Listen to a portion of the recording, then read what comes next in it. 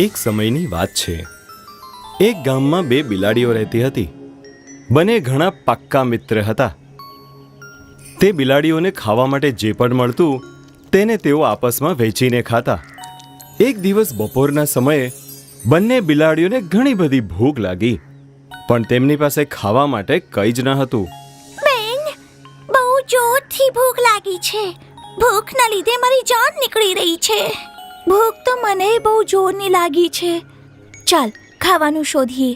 બંને બિલાડીઓ ખોરાકની શોધમાં એક સાથે નીકળી પડી. ગામમાં તેમને એક ઘરનો દરવાજો ખુલ્લો દેખાયો.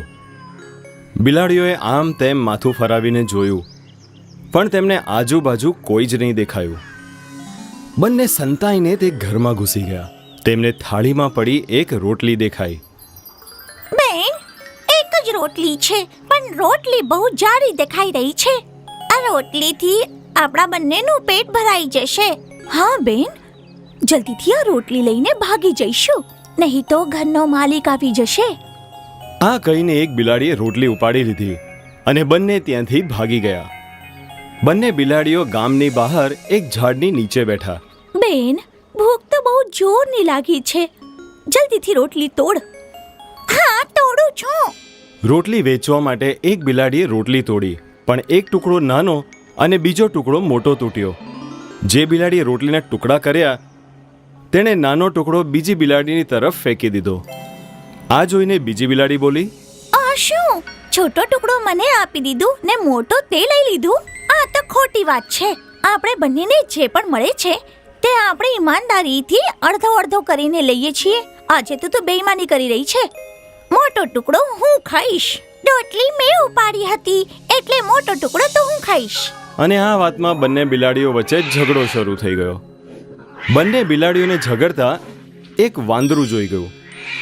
ત્યારે જ વાંદરાને આ ઝઘડામાંથી પોતાનો લાભ લેવાનો વિચાર આવ્યો અને તેણે ઝાડ પરથી નીચે છલાંગ લગાવી અને ઝઘડતી બિલાડીઓને પાસે જઈને કહ્યું, અરે બિલ્લી રાની, આપસમાં ઝઘડો કેમ કરી રહ્યા છો? વાંદરા ભાઈ, અમે બંને બહુ સારી બેનપણી છીએ. અમને ખાવાની પીવાની જે પણ વસ્તુ મળે છે તેને અડધો અડધો કરીને અમે ખાઈએ છીએ. પણ આજે મારી સાથે બહુ બેઈમાની કરી રહી છે. પોતે રોટલીનો મોટો ટુકડો લઈ લીધું અને મને નાનો આપી દીધું. હા, આ તો એકદમ ખોટી વાત છે. બિલાડી રાણીને આવું નહોતું કરવું જોઈતું.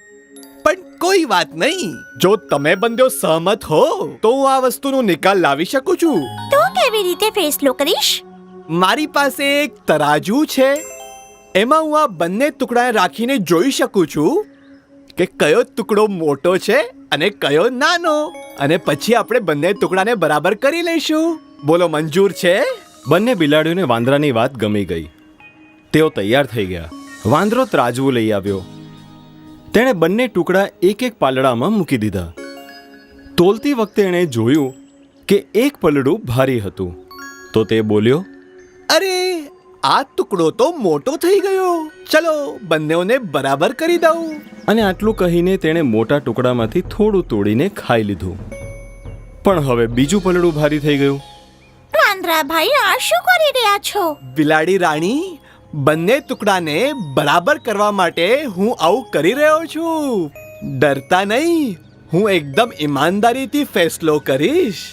તેણે બીજા પલડાની રોટલી ઉપાડીને તેમાંથી પણ થોડું ટુકડું ખાઈ લીધું.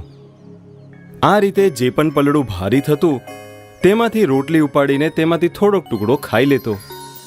બંને બિલાડીઓ ગભરાઈ ગઈ. વાંદરા ભાઈ, તે અમારી રોટલી અમને આપી દો. અરે, આવી કેવી રીતે આપી દઉં? ફેસલો તો હજુ થયો જ નથી. જો તમે બંનેઓએ મને સરપંચ બનાવ્યો છે તો ફેસલો કરવો મારો ફરજ છે. વાંદરાએ પાછું ભારી પલડામાંથી રોટલી ઉપાડીને તેમાંથી એક ટુકડો ખાઈ લીધો. રોટલીના બંને ટુકડા હવે નાના થઈ ગયા હતા. એટલે એક બિલાડીએ વાંદરાને કીધું, હવે અમે જાતે જ રોટલી અડધી અડધી કરી લઈશું. તમે જાઓ. જવું તમને બંનેઓને બરાબર લાગે, પણ મને પણ મારા મહેનતનું ફળ મળવું જોઈએ ને. આટલું કહીને વાંદરાએ રોટલીના બંને ટુકડા ઉપાડીને પોતાના મોઢામાં નાખી દીધા અને કૂદીને ઝાડ ઉપર ચડી ગયો. બેચારી બિલાડીઓ એકબીજાને જોતી જ રહી ગઈ. શિક્ષા. આપસી ઝઘડાનું પરિણામ ખરાબ જ હોય છે. અમારા યુટ્યુબ ચેનલને હમણાં સબસ્ક્રાઇબ કરશો. નવા વિડીયો જોવા માટે બેલ આઇકોન જરૂર દબાવશો. તમે અમારા વિડીયોઝ ઉપર કમેન્ટ જરૂર કરશો. વિડીયોને લાઈક કરીને મિત્રોને શેર જરૂર કરશો.